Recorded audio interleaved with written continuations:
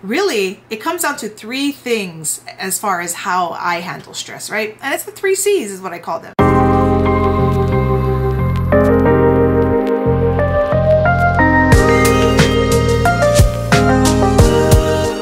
Hey fam, welcome back to the channel. I'm excited to have you today, and I'm really happy to be sharing a question that's come in from one of the followers. So let's jump into what we got. This question comes in from AKW0729, and she says, how you deal with stress? That's the question, right? How do I deal with stress? Because let's be real, you always look calm and collected. Well, thank you. I appreciate it. That is all on purpose. So definitely happy that it's coming across, because I definitely am trying that. So let me jump into a little bit about how I deal with stress, how Shan deals with stress. Now, this might be scientific or it probably won't be. I just tell you what I do and what works for me. So let's jump into that.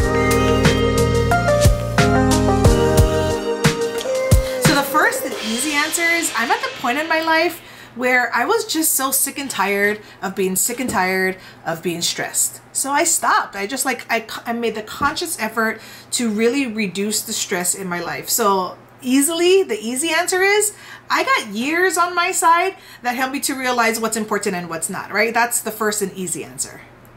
Now the practical answer, which is where more of my my response for today's question is going to go, is this: peace is my goal. Peace is my goal.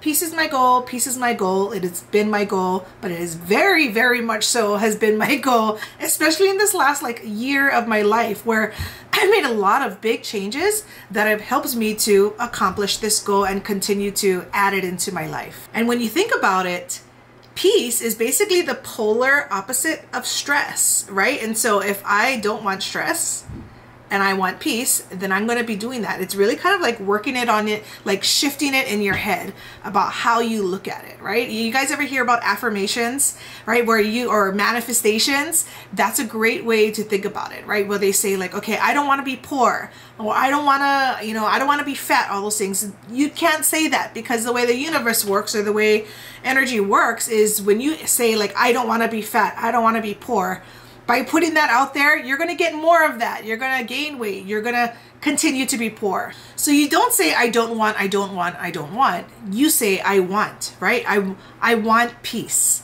I want to have a nice flow in my life. I don't say things like, I don't want stress, right? Because when you say that, it draws it in. That's just the woo-woo answer. Really, it comes down to 3 things as far as how I handle stress, right? And it's the 3 C's is what I call them. Very easy, simple. Clarity, control, and choice. All right? Clarity, control, and choice. First thing, clarity. Having clarity on my goal allows me to handle the stress better as it comes along. Knowing I can only control myself allows me to discard stress as it comes along as well, because there are things that I can control and there are things that I can't. So I just focus on the things that I can control. And the last C is choice. Choosing whether or not I'm going to hold on to it. And can I tell you this? Only in the last 5 years have I realized that I've had the choice to not hold on to stress. That's always been an option. As much as letting it go has been an option, holding on to it has been the option. And that's the option I've been taking. So as I've been slowly choosing the new option of letting it go, I realize more and more, oh my God, I've had this damn choice my whole damn life. So remember those 3 C's, all right? Let me give you a couple examples of what I mean. And these are just really simple examples. I know stresses can be way more complex than this, but you can really apply these same techniques or concepts that I use in order to deal with it to the different stresses that you have. But let's talk about the 2 ways. Let's talk about stress with a stranger versus stress with, a loved one, someone that you love, right? So let's first talk about stress with a stranger. Let's say someone cuts you off on the road. Ooh, not a lot of us like that, right? So they cut you off, right? There's many reasons on why they could cut you off, right? So the way I handle it is, and this is just the way my brain thinks. This may not be the way your brain thinks, but because I do this, I'm able to handle it so much better. So when these things happen, All right, when someone cuts me off, for example, immediately I'm just activated, right? Just like my emotions are activated, you know, my fear is activated, just everything is activated, right? But in the same time that I'm activated, a list is forming in my head, like literally a list of bullet points, like what the hell are they doing? Didn't they see me there? Where are they trying to go? Don't they know they almost caused an accident? Don't they know I have my kids in the car? What's their rush? You know, like the whole list of bullet points that come up when someone cuts you off, right? Or almost cuts you off, right? All those bullet points come up in my head like in milliseconds, right? And I see a list form in my head. And just as quickly as that list forms in my head, I'm also able to start crossing things off from that list. Like most of the things I don't know the answers to, right? I don't know if they're in a rush. I don't know if they were, you know, intentionally trying to cut me off. I don't know if they know that I have kids in my car, right? I don't know if they know, you know, where I'm going. There's a lot of things that I don't know. So I can easily start crossing all those things off my list to where it comes down to just a couple of things, right? Things that Shan can control. The number one stress for me is I'm startled. That event startled me. They came in front of me. I didn't expect it. It completely threw me off guard, right? And so guess what? I have control over my emotions as far as how I feel and react when I get startled. So I can pull over to the side of the road and take a few deep breaths. I could scream at them if I wanted. I could honk my horn. I could squeeze my steering wheel. I mean, there's so many things that I can do. But the whole point of that act is to get it out. I'm not trying to hold it in. It's to get it out, right? I'm not going up there. I'm not trying to drive side by side to them and yell at them and give them the death stare, right? I'm not trying to follow them to wherever they're going because I have no idea who these people are. I have no idea what they could come at me with. Who knows? I pull up to them, they could have a gun. I mean, of course it's extreme, but I'm just saying, you know, like these are all possibilities. So I do whatever I can to release the energy for myself, from myself, for myself, right? Because I don't want to hold on to that. All I know is that I was destabilized and activated because someone else did that to me. But all I can have control over is the fact that I can stop and know I'm okay. Nothing happened. There's nothing I can do about it. It's done with already. Why hold on to this? The second thing that used to happen to me that I'm getting better at is I used to hold on to the fact of, don't they know what they could have done to me, right? Don't they know? And the answer is no, they don't know what they could have done to me. I have no idea who these fuckers are. So why am I getting all up in arms about that? And that is where the control C, not control C like on your computer tab, but the letter C, control, comes in, where I realize what I don't have control over. And once I remember that and I say like, wow, I really don't know what was going on there, I can seriously just let it go. Sounds very easy. Might sound too easy for you to believe, but it's the truth of how that actually works out. So that's the first example, like when dealing with strangers, right? So the second example is like dealing with a loved one. Let's just say my spouse, whether you're married or not. When we're with someone for like a couple of months to a couple of decades, we learn quite quickly what their triggers are. Right? I mean, you know the triggers of your other half, right? And I know most of us are women, you know, and are in relationships. So I'm sure you can relate on some level. So really, the advice is the same advice I had with the stranger, right? When they're doing these things to me, the good thing is I have more intel now, right? I'm in a relationship. Like my husband and I have been together for 25 years. Oh my God, this year makes 25 years we've been together, a quarter century we've been together. I know what ticks this guy off, and guess what? He knows what ticks me off too. So when he says something to me that just hits that nerve, I really, again, my list starts coming up. Why is he doing this to me? Is he mad? Did I do something? Is he just dumb? You know, like all those questions, the list starts coming over it, right? But the great thing is he sees me do this. Like he sees me take that breath, right? That is my cue to him that you just said something that triggered me, all right?